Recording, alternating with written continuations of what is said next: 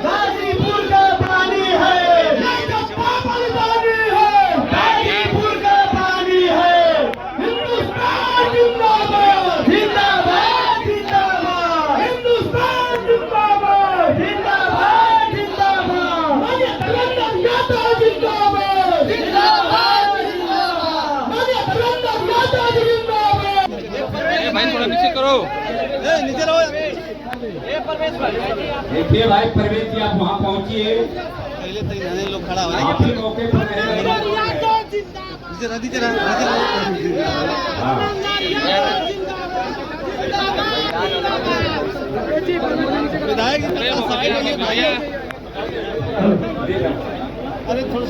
जोरदार तालियां, जोरदार तालियां, जोरदार तालियां हमारे लोकप्रिय सांसद महोदय जी का। जनपद बहुत ही बेहतरीन आपकी आदरणीय गुड्डू जमानी साहब आजमगढ़, आपका सम्मान करिए।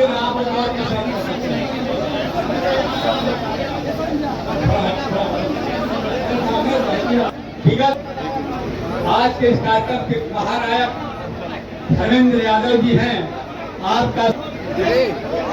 अरे भाई जी खराब, आप पीछे बैठ जाओ।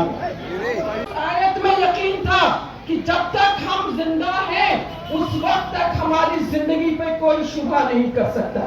जब वो कभी नहीं मरता। गीता में योगी राज भगवान कृष्ण त्रिकालदर्शी भगवान कृष्ण ने कहा है। हमारे जो आयोजक मंडल के साथी हैं, एक दो लोग यहाँ पर हैं,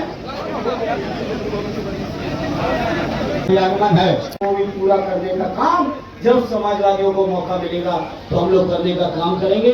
ये विश्वास और भरोसा दिलाते हुए एक बार फिर सभी साथियों को धन्यवाद देते हुए वीर अब्दुल हमीद जी को पुनः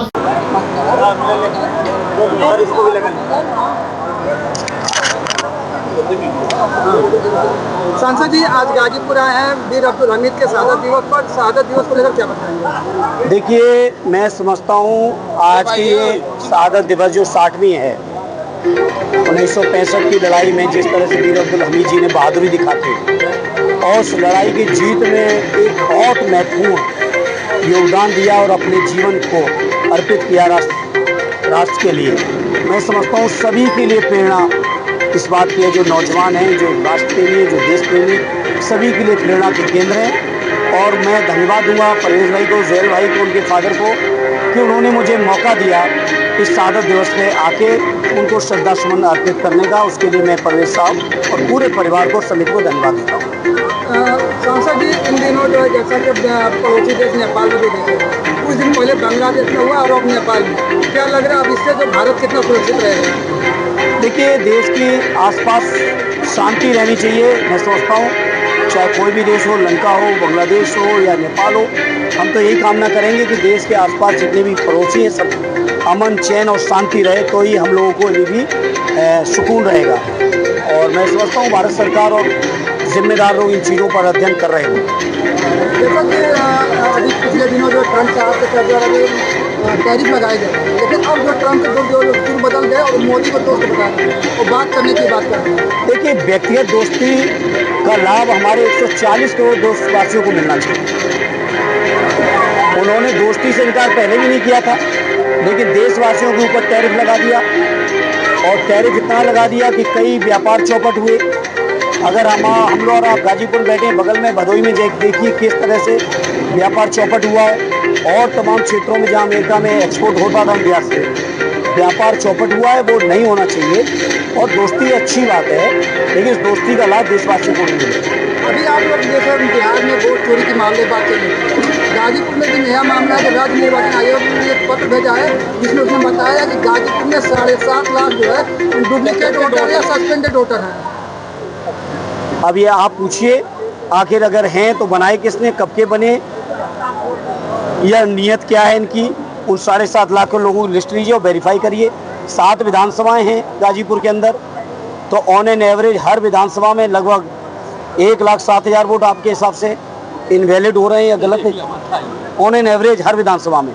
आप सोचिए, यही हम लोग लगातार कह रहे हैं, ये वोट चोरी करना चाहते हैं, ये भूमिका तैयार कर रहे हैं। अभी 7.5 लाख वोट गलत बताएंगे, फिर 7.5 लाख वोट समाजवादियों के काटेंगे। ये केवल तैयारी हो रही है। और मैं चुनाव आयोग को कहूँगा कि जो संवैधानिक आपको दायित्व है, उस दायित्व पर रहिए, किसी सरकार की कठपुतली न बनिए, क्योंकि जब कभी जांचें होंगी तो इस सरकारें भी नहीं बचाएंगी।